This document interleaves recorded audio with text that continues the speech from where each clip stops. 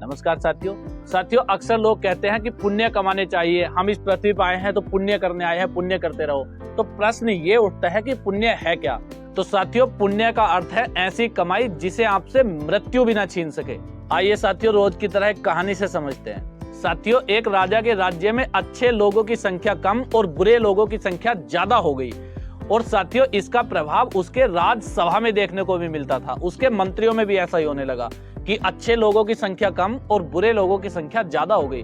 राजा इस चीज से बड़े परेशान हो गए। तो राजा ने सोचा कि इसका सुधार बाद में करेंगे, पहले परखा जाए कौन अच्छा है कौन बुरा है। तो इसके लिए साथियों, राजा ने 3 मंत्रियों को चुना और उन तीनों मंत्रियों को एक बड़ा सा टोकरा दिया और उनसे कहा कि आप इसमें अच्छे अच्छे सुंदर सुंदर फल लेके आओ। तो साथियों, तीनों मंत्री सुंदर और अच्छे फलों की तलाश में निकल पड़े। तो साथियों, पहले मंत्री ने सारे फल बड़े अच्छे हिसाब से चुन चुन के रखे। जो अच्छा लगता था उसको उसमें रखता था, जो अच्छा नहीं लगता था उसको बाहर निकाल देता था। सारे फल उसने बड़े अच्छे से चुन के अपनी टोकरी भर ली।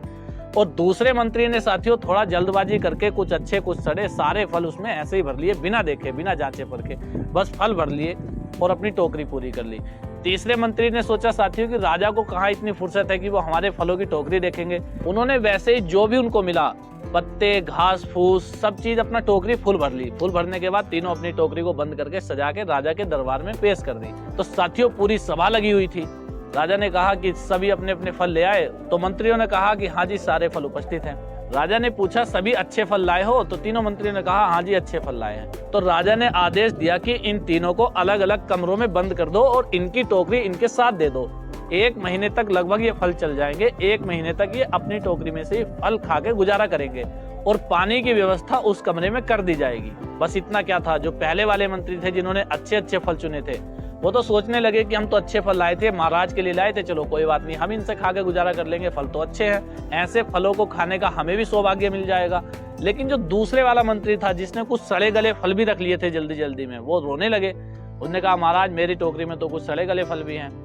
और तीसरे जो थे घास फूस वाले, उसने तो बिल्कुल पैर पकड़ लिए, रोना पीटना शुरू कर दिया। महाराज, मैं कैसे जीऊंगा 1 महीने तक, मैं घास फूस कैसे खाऊंगा, मैं तो परेशान हो जाऊंगा, मैं तो मर जाऊंगा। राजा ने कहा जो आदेश दे दिया दे दिया, अब इनको इनके कमरे में जाके बंद कर दो।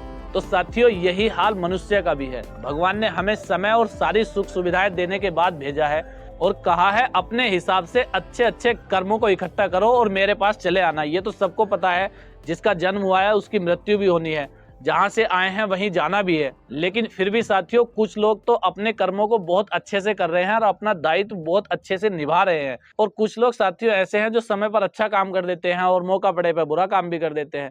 और कुछ लोग ऐसे हैं जिन्होंने बिल्कुल गंद फैला रखी है, जैसे वो बिल्कुल घास फूस उठा लाया था। एक समय के बाद जब उनके कर्मों का हिसाब होगा, तो जैसे इन तीनों मंत्रियों की जो स्थिति थी, एक खुश हो रहा था, दूसरा थोड़ा परेशान था, तीसरा बहुत ज्यादा परेशान था। तो साथियों, ठीक इसी तरह गति इंसानों की भी होनी है। साथियों, जीवन आपका है, जो आपको अच्छा लगे वो करो, लेकिन भूल से भी कोई ऐसा कर्म मत कर बैठना जिसका फल आप भोग ना पाओ। ठीक है साथियों, मिलते हैं नेक्स्ट वीडियो में। जय हिंद, जय भारत।